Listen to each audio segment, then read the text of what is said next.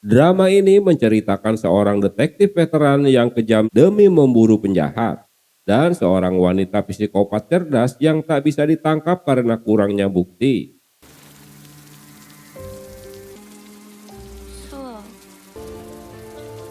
Cerita diawali tanggal 25 Juli tahun 2005.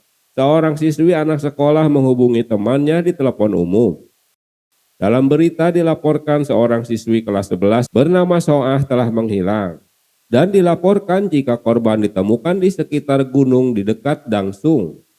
Polisi dan militer sedang dikerahkan untuk menemukan siswa tersebut. Dan salah satu polisi di sana bernama Taesok. Mereka menemukan korban yang sudah tak bernyawa.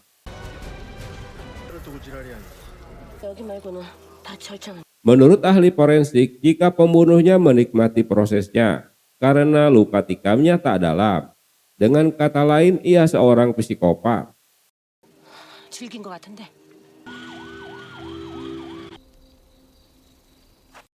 Dan drama Less Than Evil pun dimulai.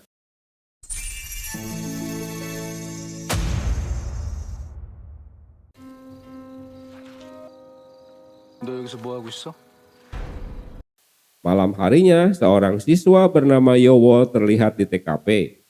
Taesok yang bertugas mengawasi di sana mengejarnya, hingga Yowo terpojok di suatu tebing. Yowo ketakutan jika ia akan dijadikan saksi. Dengan nekat ia meloncat ke sungai karena takut ditangkap.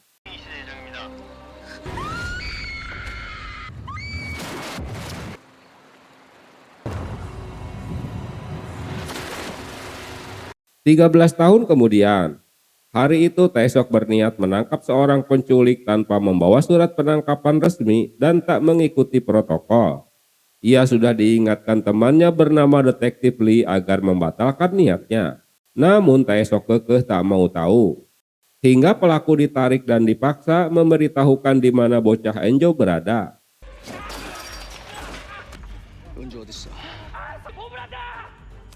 Akibat teriakan pelaku yang ketakutan membuat warga sekitar melihatnya. Singkatnya, Taesok berhasil menemukan Enjo yang disembunyikan di dalam lemari dan memberikannya kepada orang tuanya. Mendengar hal buruk, Taesok menemui jaksa. Ia kesal karena pelaku yang bernama Oh tak bisa didakwa. Ia bahkan akan dibebaskan. Karena itu perintah jaksa Hyun Min dengan dalih penangkapannya tak sah dan Oh disiksa Taesok saat penangkapan. Lalu Taesok menemui jaksa Hyun Min. Ia terkejut rupanya jaksa itu dulunya bernama Hyun So. Yang Taesok tahu jika Hyun So telah menghilang selama 13 tahun karena suatu kasus. Kini ia muncul kembali dengan nama baru. Jelas hubungan keduanya tak akur sejak dulu. Taesok teringat kembali dengan Yowo setelah Hyun Min menyinggung namanya.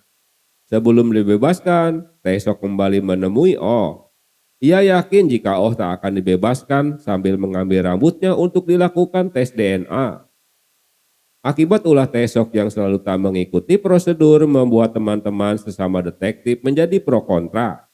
Karena Pak Jun menyarankan atasan mereka untuk segera memecat Taesok. Menurutnya ia seperti bom waktu yang akan meledak kapan saja. Untuk memperbaiki citranya, Taesok berhasil menekan Pak Oh untuk memberikan penjelasan pada konferensi pers jika Taesok tak melakukan kekerasan saat menangkap dirinya. Seorang reporter cantik bernama Sunjae mendekati Taesok dan menuduhnya jika konferensi pers itu hanyalah akal-akalannya saja. Sebenarnya Taesok memang telah menyiksanya. Di bagian lain, jaksa Hyun Min menemui istri Kim. Ia berulah seperti kucing mau nyuri ikan aja. Hyun Min mengancam istri Kim bernama Bu-han. Sementara Taesok mendapat rekan baru dalam bertugas. Ia bernama Dong Hyun, seorang lulusan terbaik di Akademi Kepolisian. Namun Taesok menduga jika atasannya dengan sengaja menaruh mata-mata untuknya.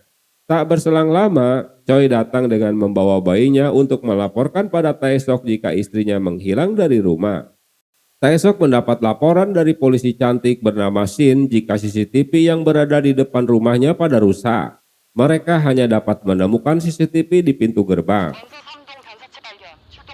Beberapa saat kemudian, mereka mendapat laporan baru jika telah ditemukan jasad tenggelam di apartemen 3. Lalu Taesok memeriksa lantai 2 dan menemukan mainan anak. Karena anak Choi masih bayi, tak mungkin itu miliknya. Untuk mengetahui siapa pemiliknya, Taesok memainkan mainan tersebut dan bocah si pemilik mainan menemuinya dan mengaku jika mainan itu miliknya. 이거 네 거야? 사지훈이요. Kesempatan itu dimanfaatkan Taesok untuk mencari tahu apakah bocah itu mengetahui apa yang terjadi. Ternyata di hari kejadian, bocah itu dititipkan oleh ibunya di rumah Choi. Dan ia melihat si pelaku yang mendatangi rumah tersebut lalu menculik Buhan. 어떻게 생긴 아저씨야? Namun awalnya ibu bocah itu tak mengakui jika anaknya berada di rumah tetangganya. Tapi setelah Taesok mendesak, akhirnya ia mengakui. Memang ada pria yang datang lalu menculik Buhan. Masalahnya Bu Sungmi takut jika ia akan dijadikan saksi. Ocehan ini mengingatkan Taesok pada Yowol. Tak disangka Jaksa Hyunmin juga muncul di TKP. 무서운 아저씨다. 집에 왔는데 안 계시네요. 지훈아, Saat itulah bocah itu menunjuknya jika pria itu pelakunya. Menyadari akan membahayakan si bocah dan ibunya, Taesok membisikkan agar ia tak memberitahukan siapapun dan menyuruh mereka masuk ke dalam rumah. Lalu Taesok menyuruh bawahannya untuk menyelidiki masa lalu Jaksa Hyunmin. Taesok tak memberitahukan Donghyun apa yang tadi diberitahukan si bocah. Diam-diam Taesok menguntit Pak Jaksa. Namun ia hampir saja ketahuan karena ponselnya berdering. Saat kembali akan menguntitnya, ia telah kehilangan jejaknya.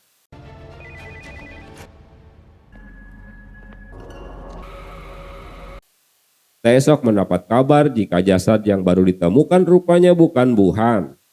Lalu setelah mendapat alamat rumah Pak Jaksa, Taesok pun mendatanginya. Dengan nekat ia menyelinap masuk ke rumahnya dan memeriksa setiap ruangan. Di suatu tempat ternyata Jaksa Hyunmin menyekap Buhan. Ternyata ia seorang psikopat yang akan memotong lidahnya. Ih, ngeri cok. Hyunmin begitu senang dan merasa puas melakukan hal keji yang baru saja dilakukannya. Sementara Taesok terus mencari bukti dan mengacak-ngacak rumah Pak Jaksa. Ia menemukan gambar-gambar anatomi tubuh manusia yang terpajang di sana. Kembali ke masa lalu, Taesok berhasil menyelamatkan Yowol dari sungai dan di dalam tasnya ia menemukan sebuah pisau. Dengan spontan Taesok menduga jika Yowol adalah pelaku pembunuhan Soa. 꼭 남자란 법은 없지. 여자일 수도 있잖아. Namun Yowol tak mau dibawa ke kantor polisi.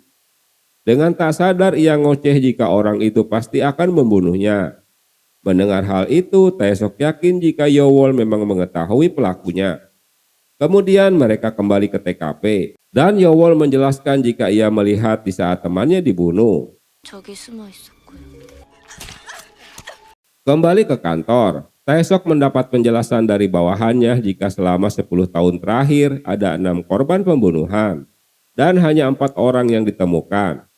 발견된 건 총 4구예요. 그걸 현직 검사가 진해변 섬진강하고 Semua korban dicabut giginya dan jari-jarinya dipotong. Sadis ya. Semuanya ditemukan di sekitar pantai. Yang pasti ini ulah pembunuh berantai. Tapi apa mungkin seorang jaksa melakukan pembunuhan keji seperti ini? Taesok memiliki ide jika mereka pertama-tama harus menemukan apakah Hyunmin memiliki kapal. Jika ia punya, tentu jasad-jasad itu akan mudah dibawa dan dibuang. Saran bawahannya untuk meminta kesaksian si bocah Jihun ditolak Taesok. Mana mungkin bocah berusia 7 tahun cukup kuat kesaksiannya untuk menangkap jaksa aktif. 일 거야. 괜히 애까지 위험하게 만들지 말고.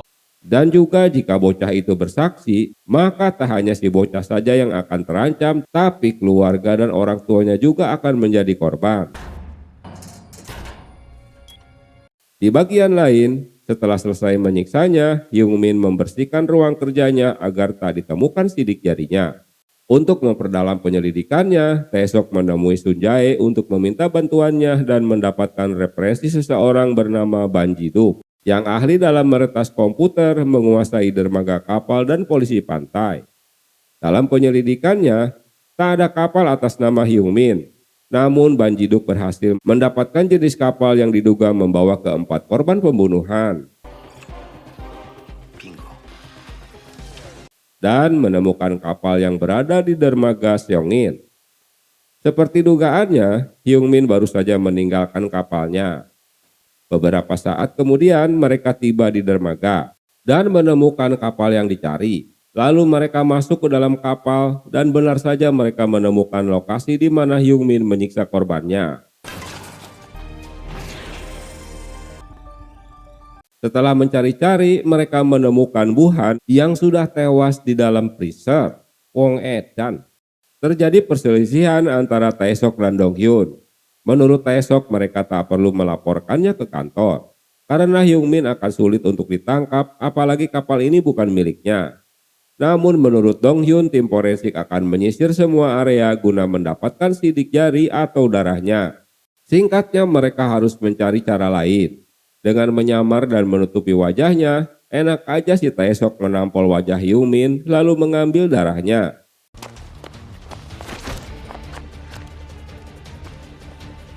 Karena kejadian itu, jaksa Hyun Min melaporkannya pada atasan Taesok. Donghyun menduga jika Taesok akan merekayasa dengan cara menaruh darah Hyung Min di TKP. Sayang ocehan ini didengar Hyung Min. Kemudian Taesok melaporkan temuan mayat di sebuah kapal. Ia tak menyadari jika Hyung Min juga berada di dekat kapal, tentu untuk membersihkan ceceran darahnya. 제가 부두 입구에서 기다리겠습니다. Tapi Taesok lebih cerdas, ia sengaja meninggalkan kapal itu untuk menangkap basah di saat Hyung Min membersihkan darahnya. Dan rupanya usahanya ini berhasil. Tapi jaksa Hyung Min tahu dari ocehan detektif Lee jika Taesok sengaja merekayasa barang bukti. Walau direkayasa, bagaimana mungkin Hyung Min bisa tahu di mana lokasinya jika ia bukan pembunuhnya? Taesok butuh waktu 13 tahun untuk menangkap pembunuh berantai. 안에 잡았어야지. 배영을 어딨어? 이 집 딸 배영을. Saat itu Yowol juga menghilang dan ibunya tewas ditemukan di rumahnya. Hingga kini Yowol belum ditemukan. Tentu tuduhan ini dibantah Hyung Min. Karena sudah terpojok, maka Hyung Min menampol lalu ia kabur. Di suatu ketinggian, Hyung Min menyerangnya. 높이도 올라. 진짜 죽고 싶구나. Namun apes Taesok berhasil mengalahkannya hingga jaksa itu bergelantungan hampir jatuh.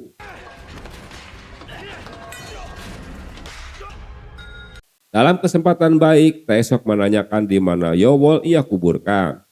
Karena Hyung Min terus membantah jika ia tak membunuhnya, tapi Yowol kabur melarikan diri. Maka Taesok tak mau membantunya dan membiarkan jaksa psikopat itu terjatuh. 평면 전에 죽였어야 했어. Ambulan membawanya ke rumah sakit, sementara Taesok menemani tim forensik menyisir TKP. Ia sudah bekerja selama 20 tahun sebagai forensik, namun belum pernah menemukan hal semacam ini, yang katanya mengerikan. Untunglah Taesok memiliki bukti kuat jika pelakunya memang jaksa Hyung Min.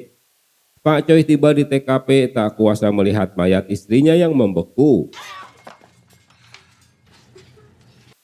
Sementara itu, Donghyun baru mengakui jika mereka mengikuti prosedur, maka tak akan bisa menangkapnya. Untuk menyelamatkan Donghyun dan Lee, Taesok memintanya agar ia berpura-pura tak tahu apa-apa, karena tak mungkin kejaksaan akan menangkap orang-orangnya sendiri. 이번에 우리 쪽에서도 수사 들어가겠지. Mereka akan mengirim jaksa independen untuk menyelidikinya. Nah lo, Jampitsus tersinggung deh.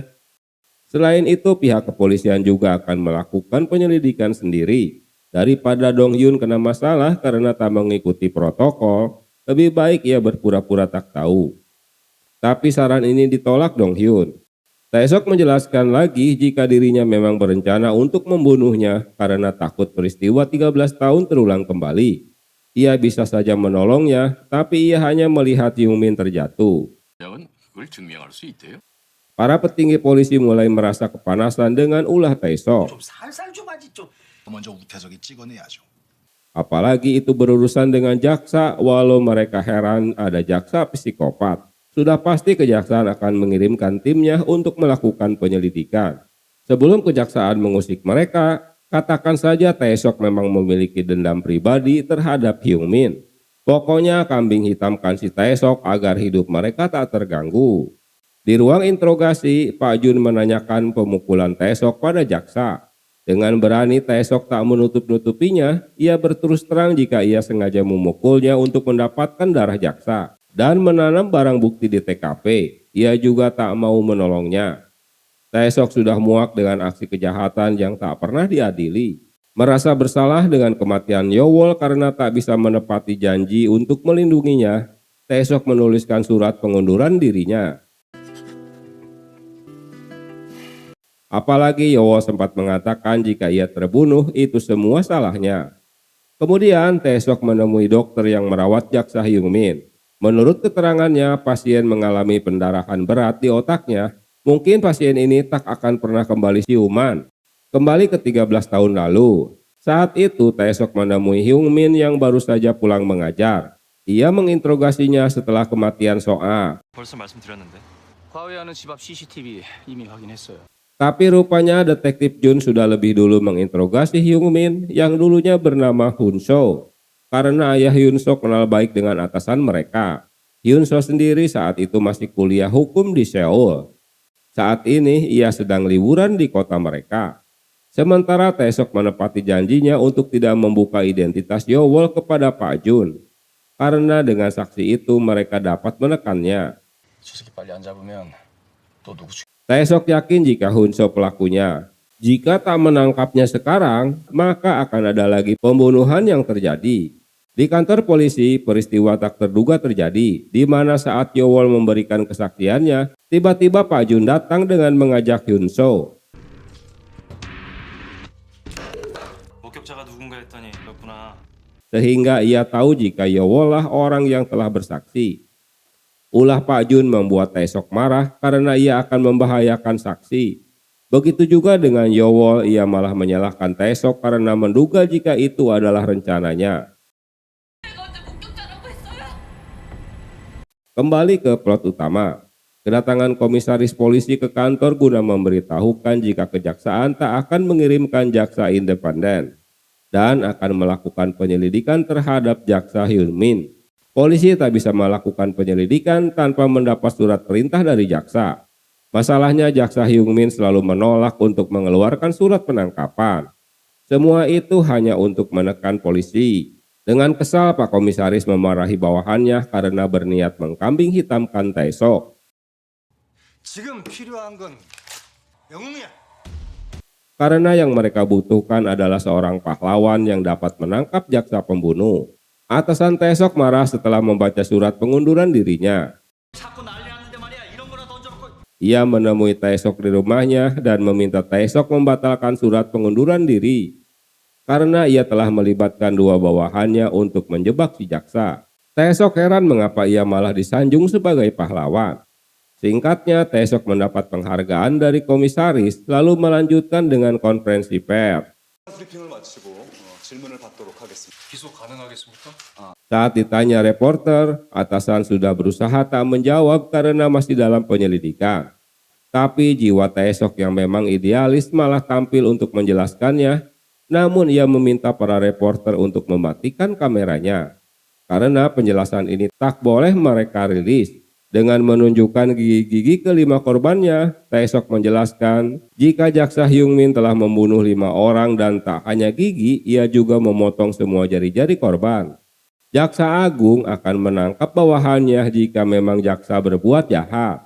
Kemudian komisaris menambahkan jika polisi akan membentuk tim khusus bernama SNS yang akan dipimpin oleh Taesok. Mendengar itu Taesok terkejut karena ia tak pernah diberitahu sebelumnya. 태석 팀장이 될 겁니다. Atasan Dojin mendatangi Taesok yang sedang merenung di atap gedung. Taesok memberitahukan jika ia tetap akan berhenti jadi polisi bulan depan. Karena tim SNS sebenarnya bukan untuknya, tapi hanya untuk menghentikan Taesok berulah lagi. Istri Taesok seorang pengacara. Ia mendapat kabar jika suaminya kini terkenal dan mendapat komen baik dari publik. 썼잖아. 아, 간지 작성. Di bagian lain, Sun Jae dengan ketakutan melaporkan pembunuhan di rumahnya. Kemudian Taesok dan Dong Hyun mendatangi TKP. 빨리 좀 와주세요. 당직 어디 갔어? Ia menduga jika pelaku masuk dari pintu belakang dan meminta Dong Hyun mendapatkan rekaman CCTV di sekitar TKP. Taesok merasa aneh dengan kematian orang-orang ini. Yang satu sedang tertidur dan yang lainnya sedang menggunakan earphone. Dan TKP terlihat bersih. Ada kemungkinan pelaku dengan sengaja agar terkesan perampokan atau korban terlihat bundir bersama. Taesok terkejut mendengar Sun Jae si reporter yang melaporkan pembunuhan orang tuanya. 은선재 기자? 아는 분입니까? Taesok menyerahkan kasus ini pada Dong Hyun karena ia akan berhenti dari detektif. Dong Hyun mulai menginterogasinya. Menurut Sun Jae, orang tuanya tak punya masalah dengan orang lain. Taesok mencoba untuk membaca gerak tubuh Sun Jae dengan mematikan suaranya. 모르겠어요. 집 근처에서 수상한 오전에 Lalu memberitahukan Dong Hyun jika Sun Jae tak sedih dengan kematian orang tuanya. 은선재 기자, 부모가 죽었는데 슬프지가 않아. Taesok mencoba menginterogasinya mulai dari pendidikan Sun Jae. Ia merasa aneh karena Sun Jae lulusan doktor psikologi Amerika, tapi ia bekerja sebagai reporter lokal. 심리학 박사까지 따신 분이 왜 사회부 기자랍니까? Tak pakai tedeng aling-aling, Taesok menduga jika pelaku pembunuhan orang tuanya adalah Sun Jae sendiri. Untuk sementara hanya ia yang memasuki rumahnya di hari itu. Tanpa ragu apalagi ketakutan, Sun Jae menawarkan diri untuk ditangkap jika memang ia pelakunya. 하세요. 영리한 사람이니까. 그거 칭찬이죠. Tentu hal ini menguatkan dugaan Taesok jika Sun Jae adalah seorang psikopat. Kini untuk membuktikannya mereka harus mencari barang bukti. Hari itu di kantor SNS sudah disiapkan. Taesok yang kini jadi inspektur memimpin tim. Kini para polisi muda ingin mendaftar menjadi anggota SNS. Termasuk Shin bahkan Ban Ji-duk berulah hingga ditangkap polisi dan terpaksa Taesok menolongnya agar ia dibebaskan. Ternyata Ban Ji-duk ingin bergabung dengan tim SNS. Sementara tim forensik di rumah jaksa menemukan jumlah korban bertambah tak hanya 7 orang berdasarkan temuan KTP korban. Ciri-ciri pembunuh berantai, ia akan menyimpan barang bukti korban sebagai souvenir. 장민 지문까지 나올 텐데. Pak Jun mendadak panik melihat KTP Soah dan Yowol berada di sana. Sepertinya ia menyembunyikan sesuatu. Taesok kembali menemui Sun Jae. Dalam pembicaraan mereka, Sun Jae berusaha merayunya dengan dalih istrinya juga berselingkuh dengan pria lain. 지금은 없잖아. 바람이라도 폈나 봐. Namun setelah Taesok menolak rayuannya, Taesok kembali memojokkan Sun Jae dengan mengatakan jika Sun Jae berselingkuh dengan ayahnya. Karena ocehan Taesok inilah Sun Jae marah dan jadi menargetkan istrinya walau tak sampai dibunuh. 남편이 충동적인 행동을 제어하지 못해. Kemudian, Haejun menghubungi suaminya guna melaporkan perbuatan Sun Jae. Hingga Taesok jadi marah. Sementara tim forensik juga tak melakukan forensik terhadap anjing yang ikut dibunuh Sun Jae. Kini malah anjing itu sudah dikremasi. Tentu untuk menghilangkan barang buktinya. Dengan penuh amarah, Taesok kembali mendatangi apartemen Sun Jae dengan menyelinap masuk rumahnya untuk mengambil guci abu anjingnya. Beberapa saat kemudian, Sun Jae tiba di parkiran apartemen. Di depan pintu rumahnya, Taesok memanggil dan memberitahukan jika ia mengambil guci abu anjingnya. Hal ini membuat Sun Jae sangat marah dan mengambil pisau untuk membunuhnya. Taesok sengaja menunggunya di atas jembatan. Sun Jae menodongkan pisaunya, namun Taesok malah membuang abu yang berada di dalam guci. 그래서 아는 척하지 마. Tapi tak diduga ia malah menemukan tanda pengenal Yowo, orang yang selama ini dicarinya. Nah lo. Spontan saja Taesok jadi emosi. Ia menduga jika Yowo telah dibunuh Sun Jae. 당신이 그걸 왜 가지고 있어? 유령이라도 만난 표정이네. Namun ternyata Sunjaya mengaku bahwa dirinya mungkin Yowol. Menurut dokter, ia memegang identitas namanya saat dibawa ke IGD. 듣고 싶어. 여울이 지금 어디 있어? 저 쥐고 있었어요. Tapi Sunjaya juga tak yakin jika dirinya adalah Yowol. Penjelasan ini tentu membuat Taesok jadi bingung sendiri. Karena jika memang benar Sunjaya adalah Yowol, mengapa ia tak mengingat dirinya sendiri? 나쁜 짓이라도 했어요. Sebelum pergi, Taesok mengambil beberapa helai rambut Sunjaya untuk dilakukan tes DNA. Lalu ia menemui Busong untuk menyerahkan rambut tersebut. Setelah Taesok mengambil alih kasus pembunuhan kedua orang tua Sunjaya, ia jadi emosi karena Donghyun mau ikut campur dalam kasus tersebut. 넘겼으면 더 이상 네 사건 아니야. 은선재 놔두라고! 남의 사건 건드리지 마. Malam itu ada dua polisi patroli mendekati seseorang yang diduga korban pembunuhan. Tapi kedua polisi itu dijebak untuk dibunuh. Esok harinya polisi dan reporter berkumpul di TKP. Pemunculan detektif Jun yang merasa dirinya paling senior selalu merendahkan Taesok. Bahkan analisa Taesok jika ini bagian dari pembunuhan berantai membuatnya ketawa. 거가냐? 어딜 봐서 연세야? 시체가 없댔습니까? Taesok berhasil menemukan jaket yang ditinggalkan pelaku karena ada noda darah. Menurut laporan tim 112, kedua polisi itu datang setelah mendapat laporan telah ditemukan jasad di TKP. Pertanyaannya kini di mana jasad itu sekarang? Taesok menduga jika pelaku sengaja mengelabui polisi untuk melakukan balas dendam. Dan hal ini akan terus berlanjut untuk membunuh polisi lainnya. Pak Jun memberitahukan atasannya jika tim forensik telah menemukan KTP korban di rumah Pak Jaksa lebih dari 30 orang. Dan bukan hanya 5 orang. Tapi masalahnya kumpulan KTP itu ditemukan juga nama Yowol yang jasadnya belum ditemukan. 누구? 강선호입니다. 만일 그게 까에서 총만수가 진범 Jika sampai pelaku pembunuhan itu bukannya Manso tapi Jaksa Hyungmin, maka karir mereka akan terancam. Ternyata Pak Jun telah mengkambing hitamkan Manso sebagai pembunuh Yowol. Tak punya pilihan lain, Pak Jun merebut semua KTP-KTP korban yang dipegang tim forensik dengan dalih untuk penyelidikan. Sunjaya datang di saat mereka adu mulut. Lalu Sunjaya menanyakan pada Pak Jun siapa orang yang telah membunuh Yowol. 고관증 단단히 챙기고 뭐 기자가 사건 캐는데 이유 있나요? 송만수가 범인. Lagi-lagi Pak Jun menjawabnya Manso. Setelah melihat rekaman CCTV, Taesok menduga jika pelaku seorang profesional. Sementara dalam rapat, Taesok masih kekeh jika pelaku adalah pembunuh berantai. Dan ia akan melakukan pembunuhan lagi terhadap polisi. 가면서 경찰에 유인한 놈인데 언론에서 보복범죄라고 까대고 있는데 이거 살인을 멈출까요? Sejak Sunjaya mengaku sebagai Yowol, kini hubungan mereka jadi dekat. Mereka sama-sama berziarah ke tempat Bu Kim dan Yowol. Sunjaya tak mengingat ibunya sama sekali. Belum jelas apa yang telah terjadi padanya. Selesai ziarah, Taesok terkejut mengetahui Sunjaya jika Manso orang yang telah membunuh Bu Kim dan Yowol menghilang. 왜 그랬대요? 거야 차차 알아가면 되니까. 우태석 씨 나한테 왜 이래요? Tapi Sunjaya tak memberitahukan dari mana ia mengetahui nama Manso. Taesok memberitahukan Dojin jika Yowol ternyata masih hidup. Ia merasa bersalah karena tak dapat melindungi saksi.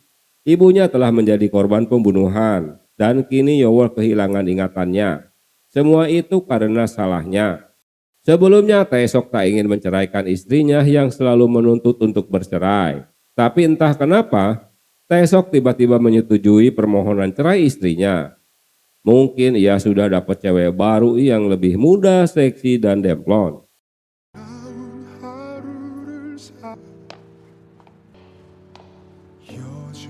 Untuk membalas dendam kematian ibunya, Sunjaya menyamar sebagai tutor masak di lapas guna membunuh Manso dan rencana itu pun berjalan mulus. 송만수 씨? Walau Manso memberitahukan jika Jaksa Hyungmin lah orang yang telah membunuhnya, dia hanyalah saksi. Di tempat berbeda, seorang patroli polisi baru saja mengecek laporan adanya kebakaran di suatu tempat yang ternyata fiktif. Beberapa saat kemudian, seseorang menembaknya. Aksi ini tentu memancing semua polisi termasuk Tae-sok dan Dong-hyun datang ke TKP. Peristiwa tak terduga terjadi di mana pelaku masih berada di atap gedung untuk menembaki polisi lainnya.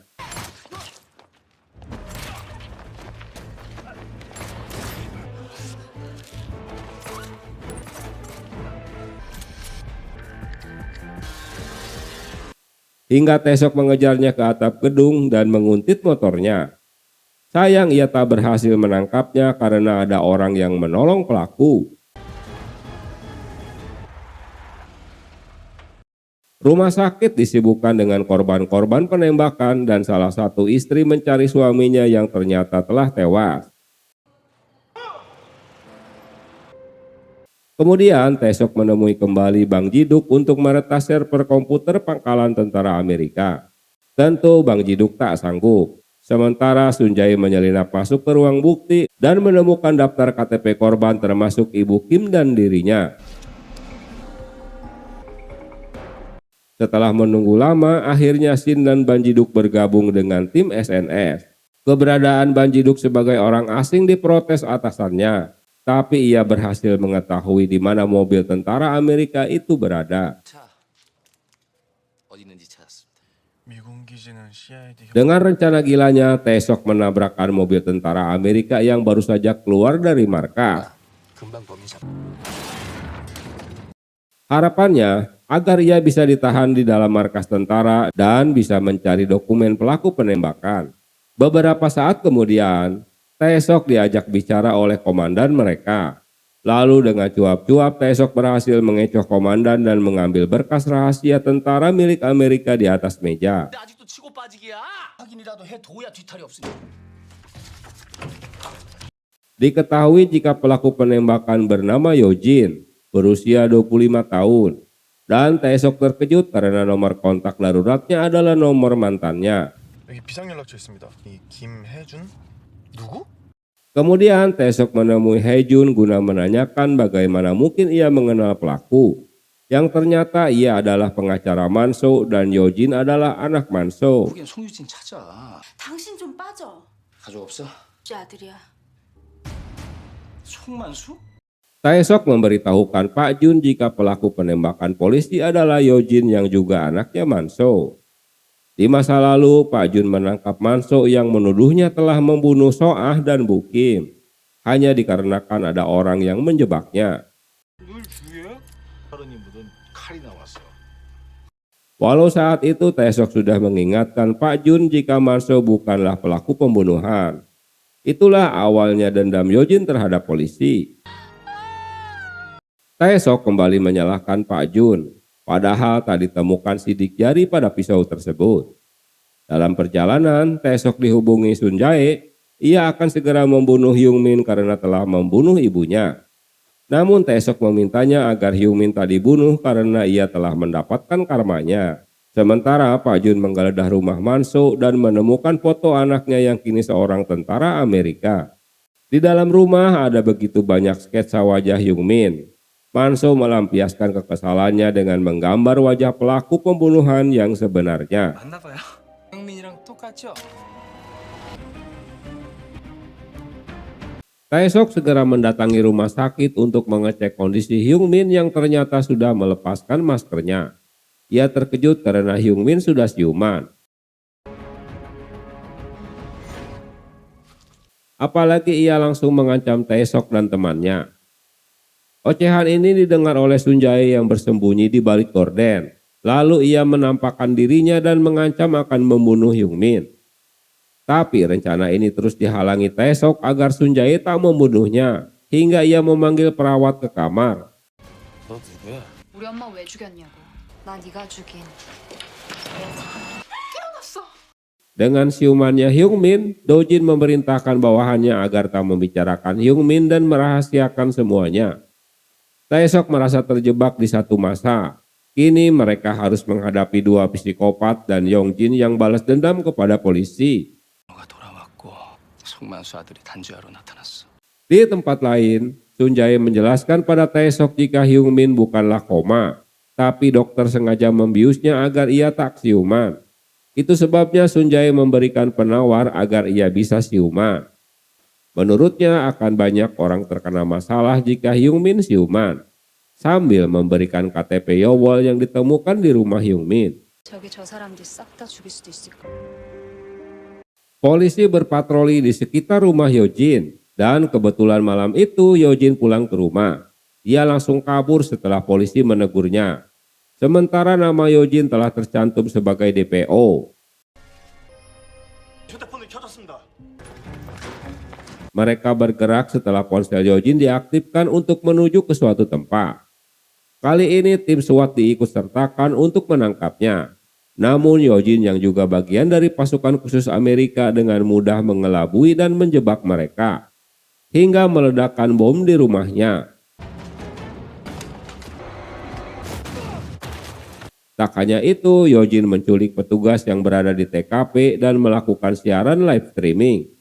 Semua ini karena dendam 13 tahun lalu di mana ayahnya Manso difitnah dan dipenjara tanpa mengetahui apa-apa. 수와 배우를 죽였다면서 이런 체포되던 그날부터 경찰 새끼들은 단 한 명. Walau ia dan ayahnya telah membantahnya, tapi tak ada polisi yang mau menggubrisnya. Sambil menunjukkan wajah jaksa Hyungmin ke kamera.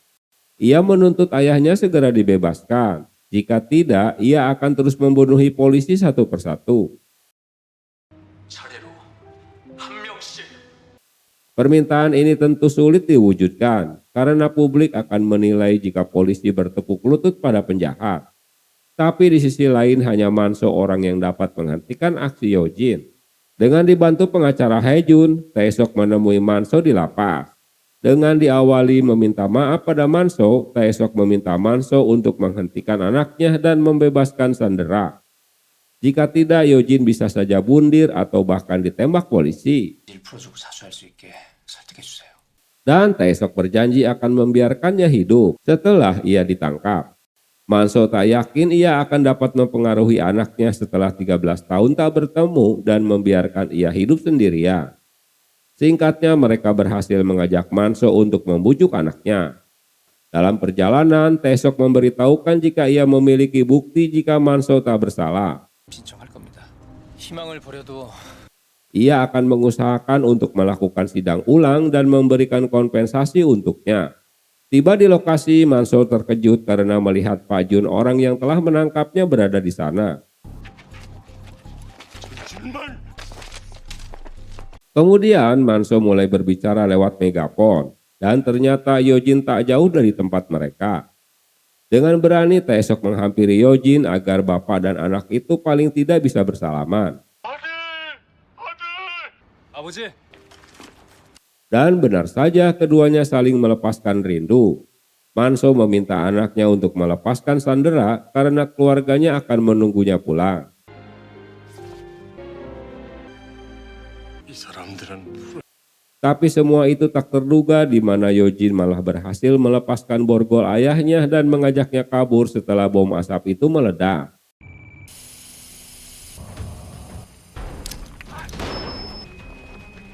Aksi ini dihentikan Taesok karena kehadiran Manso di lokasi atas tanggung jawabnya.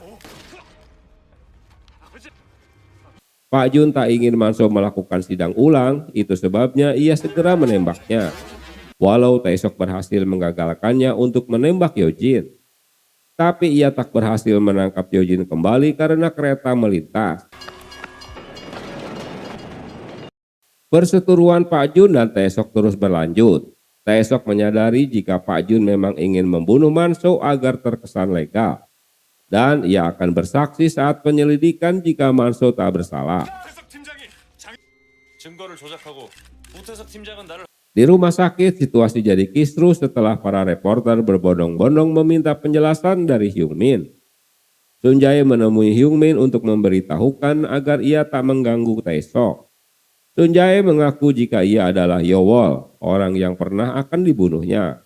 Dalam kecelakaan, ia terpaksa melakukan operasi plastik karena luka di mukanya. Kedatangannya ingin mengetahui alasan Hyungmin membunuh ibunya. 내가 왜 우리 엄마 죽였는지 기억 못해. Tapi jawaban Hyungmin malah memprovokasi Sun Jae jika Taesoklah orang yang telah membunuh ibunya. Sementara kemunculan Yojin di stasiun kereta bawah tanah membuat orang-orang yang melihatnya panik. 대치 중이던 테러 Apalagi media juga memberitakan dirinya yang berhasil kabur dari sergapan polisi. Polisi yang mengetahui keberadaannya segera menyergapnya kembali. Namun tentu saja Yojin tak mudah menyerah karena ia telah memasang bom pada dirinya. 옷 안에 뭐가 있어요? Akhirnya Yojin dibiarkan lewat sambil terus dikuntitnya. Tentu kejadian ini membuat publik ketakutan. Komandan lapangan memberitahukan Taesok jika Yojin berencana akan mendatangi kantor polisi nasional guna meledakkan bomnya di sana. 시민들 최대한 대피시키면 목적지가 경찰청입니다. Dan mereka harus menghentikannya. Tak ada pilihan lain, Taesok harus terus mendekati Yojin untuk mengamankannya.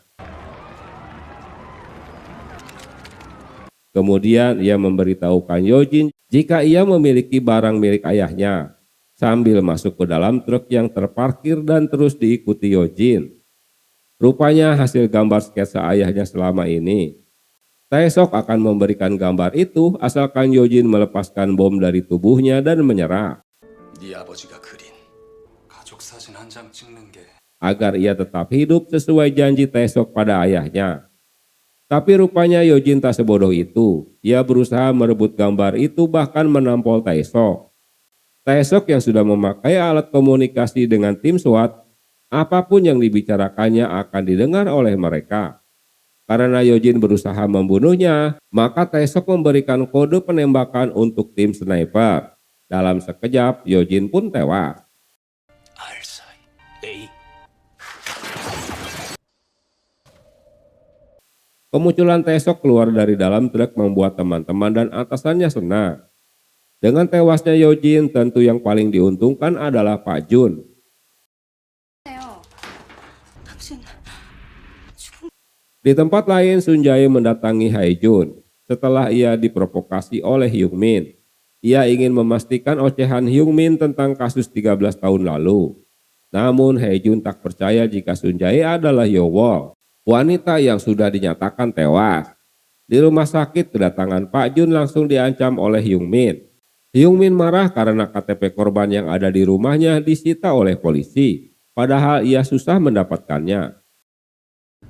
권수아 죽인 칼. 나 죄를 전부 고백하고 새 사람이 될까봐. Ia menekan Pak Jun karena pembunuhan Yowol dan Soah bukanlah Manso pelakunya. Ia juga tahu jika Pak Jun menyiksa Manso untuk mengakui perbuatannya. Hyung Min meminta Pak Jun untuk membantunya kabur dari rumah sakit. Berita kaburnya Hyung Min membuat panik Do Hyun dan Shin. Sayang mereka detektif yang masih lugu jadi masih mudah dikibuli. Di dalam ambulan, Hyung Min keluar dari penyamaran dan membuang pasien di tengah jalan.